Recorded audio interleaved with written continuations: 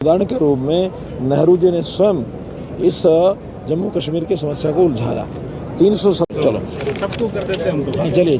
Sir क्या कहेंगे, आज एक साथ 3 जो लोकसभा के उम्मीदवार हैं वो एक मंच पर नजर आए, क्या उम्मीदें लग रही हैं? 3 थे और एक आपकी पार्टी का भी था, चांदनी डॉक्टर चांदनी भी था जी। अरे नहीं भैया, हमारे तो जी तुरंत मित्रों देखिए, ये अपने आप एक विशेष बात है कि सभी अपनी अपनी जगह चुनाव भी लड़ रहे हैं और एक दूसरे के लिए वोट भी मांग रहे हैं। इस एकता को आप केवल भारतीय जनता पार्टी में देख सकते हैं और कहीं नहीं देख सकते हैं। इसलिए यही हमारी ताकत है, यही हमारी स्ट्रेंथ है कि हम सब 11 के 10 के 10 लोकसभा के और एक हमारे जो मुख्यमंत्री विधानसभा करनाल से चुनाव लड़ रहे हैं, तो 11 के 11 कमल खिला करके हम 4 जून को मोदी जी की झोली में डालने वाले हैं। क्या मुद्दे लेकर चल रही है बीजेपी?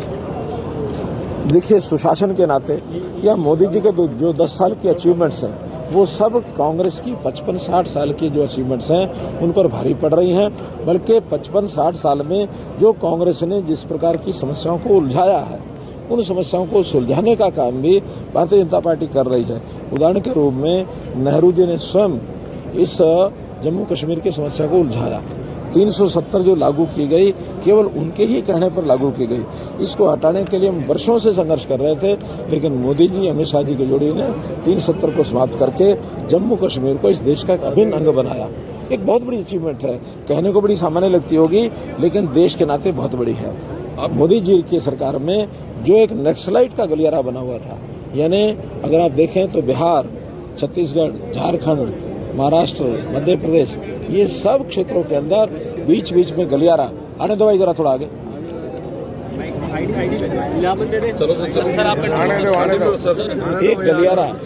एक गलियारा जो बना हुआ था, उस गलियारे के कारण से कभी ऐसा लगता था कि कहीं ऐसा ना हो कि देश 2 हिस्सों में ना बट जाए। लेकिन उन्होंने नक्सलाइट्स के साथ अपनी टीम के माध्यम से, अपने जो सिस्टम है उसके माध्यम से बातचीत की।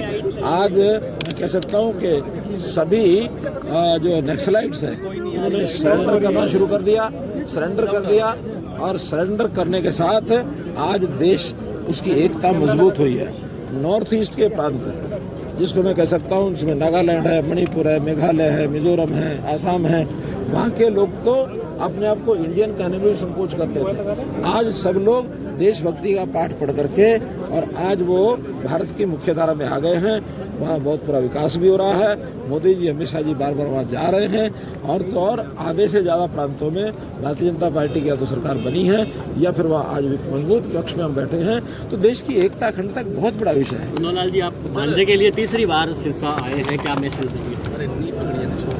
देखो, मैं कुल मिला के भारतीय जनता पार्टी के प्रत्याशी के लिए आया हूँ। संयोग से भांजा है और उसको टिकट दी है, तो वो कोई इतना बड़ा विषय नहीं है, वरना आप यही चलाओगे। मामा और भांजा जीत पाएंगे?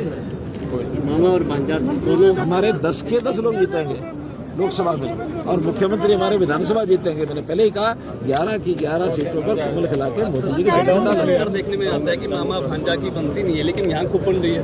देखिए, वो मामा भांजा जिनकी आप बात करते हैं, वो सदियों की बात हो गई है, और सदियों में ऐसा विषय नहीं है।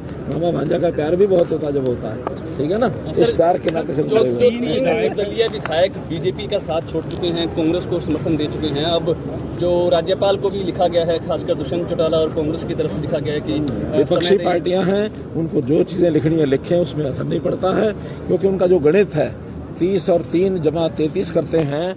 अगर वो फ्लोर पर आएंगे, अगर उसमें से 23 को भी संभाल के रख सकें तो बड़ी बात होगी। ऐसा नहीं है कि वही कुछ कर सकते हैं। हमारे पास भी बहुत से संबंध हमारे अंदर रहते हैं, चाहे वो जजपा के लोगों से हैं, चाहे हमारे कांग्रेस के लोगों से हैं, क्योंकि अभी तो अविश्वास प्रस्ताव लाने की कोई संभावना लगती नहीं है। लेकिन अगर कोई इस प्रकार की स्थिति बनती है तो फ्लोर टेस्ट होगा, और उस फ्लोर टेस्ट में सबसे पहले उनकी बात तो तब मान्य होगी जब गवर्नर साहब उसमें संतुष्ट होंगे, और वो हेड काउंट्स के नाते से लोगों की, जो व्यक्तिगत विधायकों की हाजिरी लेंगे, तभी तो जाके बात होगी। खाली पेपर पर लिखने से कुछ नहीं होता।